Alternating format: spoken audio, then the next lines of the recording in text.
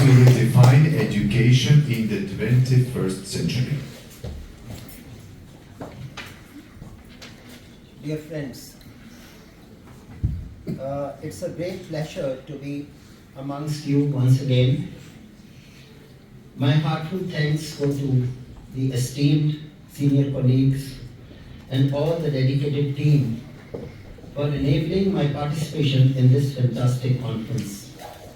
I anticipate exchanging knowledge and insights in the coming days as well.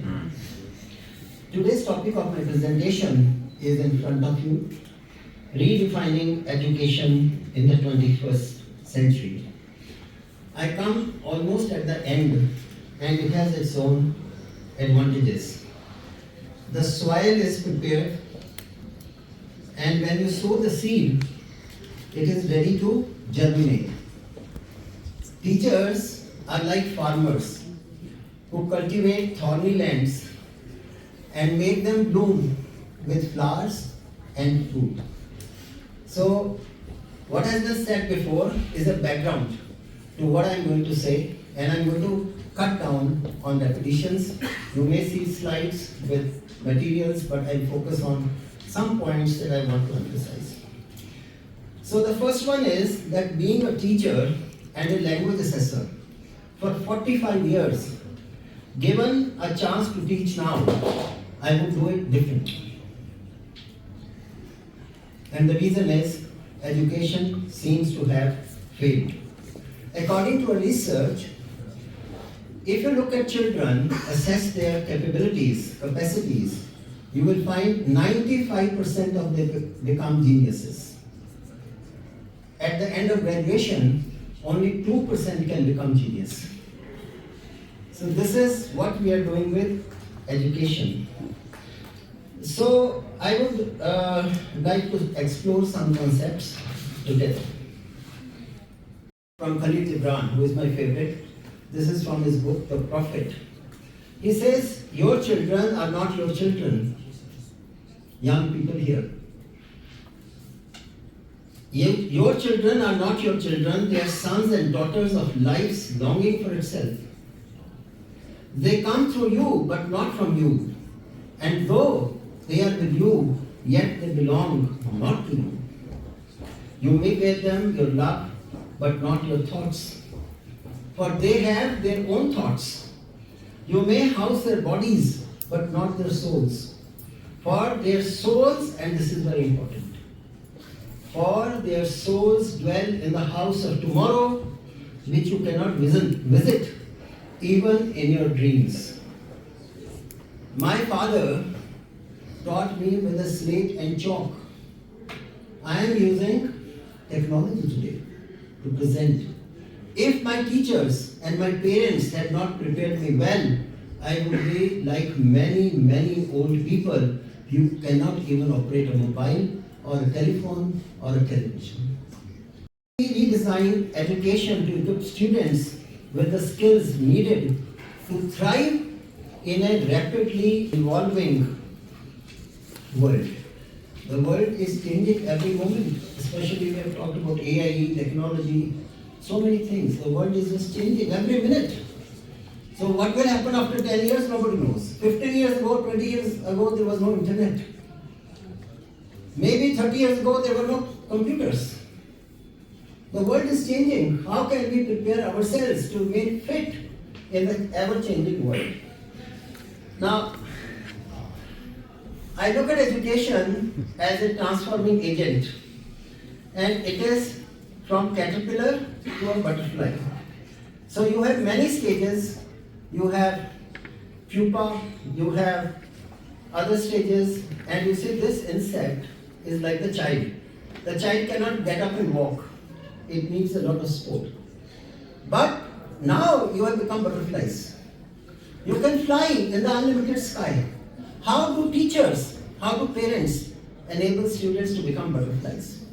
I did this project in a prison in Chandigarh, model jail. A lot of young people are brought there for a short time. The warden said to me, Professor, can you do some course so that they can become employable after 2-3 months of their sentence? I asked the prisoners to draw butterflies on a chart. I gave them the different colored pencils and things, pens, brushes and paint. I said, draw yourself. Draw. I want to see the butterfly that you are. They had tears in their eyes when they drew their butterflies. I asked them, what is this color? They said, black. I said, why? Prison is dark. We cannot go out of the prison. We cannot interact. We cannot meet people. They were crying. And I said, why is this color red here? And they said, this is the future. We want to be like the red rose.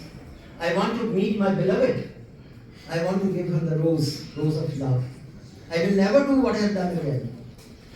This thing taught me how valuable is education as a transforming agent. And education can make us good and smart human beings. This is, according to Dr. Dwight Allen, who was the founder of educational research, B.Ed courses, micro-teaching. He told me himself, he said, the crux of education is to produce good and smart human beings. We have smart human beings. Do we have good human beings? How many conflicts are there? How much hunger is there? How much inequality is there? Do we have good human beings?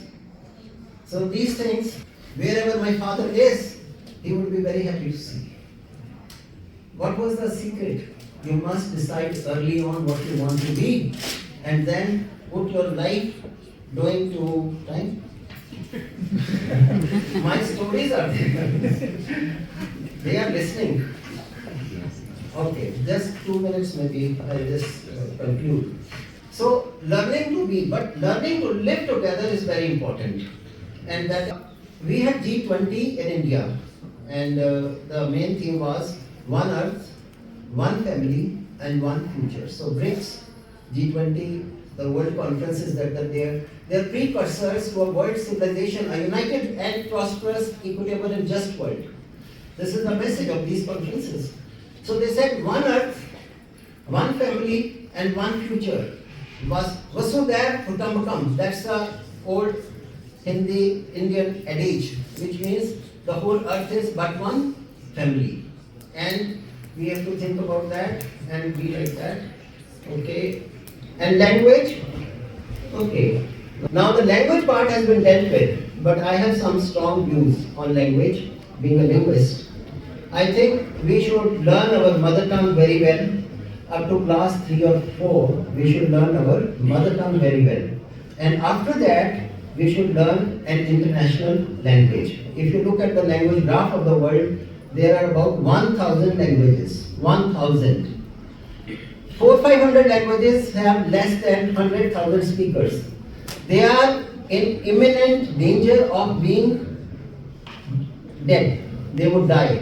Any language, in Africa especially, where there are less than 100,000 speakers, that can die. So if you want to keep your culture, your language, your identity alive, you must keep your language alive. That is very important. Your language gives you one worldview. International language gives you another worldview. So these are both important. And where in the world they are monolingual speakers, they only speak French or English, their worldview is not balanced. So now even in America, even in Australia, even in other countries, students are taught another language so that they can understand others better, they can accept others better, and the world can be more united. So in conclusion, rethinking education in the 21st century technologically immersive environment requires a comprehensive approach, incorporating language policies that foster multilingualism, aligning with UNESCO's principle for inclusive and quality education, leveraging technology for content development, implementing effective classroom strategies, and adopting innovative assessment methods. Assessment should be impartial. Why did teacher give him 20 out of 20 and 4 out of 20 to me? Teacher should be able to answer. Technology can help. And prepare the students for opportunities of the future. So in the end, I must say, as Mahatma Gandhi said, I must be the change that I want to see in others. So dear friends who are sitting here, if you have taken even 1% of what I said, one story you remember, change. I must change. Schools must change. And societies must change. We can then salvage the world, otherwise world can destruct itself. Thank you very much.